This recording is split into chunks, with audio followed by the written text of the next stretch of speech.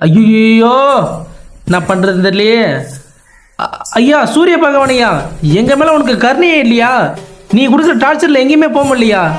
இருக்க காட்டுங்க ஐயா. தம்பி, கருணெல்லாம் நான் காட்ட முடியாதுப்பா. இது என்னோட வேலை. எனக்கு மேல ஒருத்தர் இருக்காரு, அவர் என்ன சொல்றாரோ அதான் நான் செய்ய முடியும். அப்பனா ஐயா, உங்களுக்கு மேல ஒருத்தர் இருக்கார்ல, அவர்கிட்ட சொல்லி எனக்கு பெரிய ஐஸ் ஒன்று வாங்கி கொடுங்க ஐயா. 3 மாசம் என் ரூம்ல இருந்துடுறியா நான்.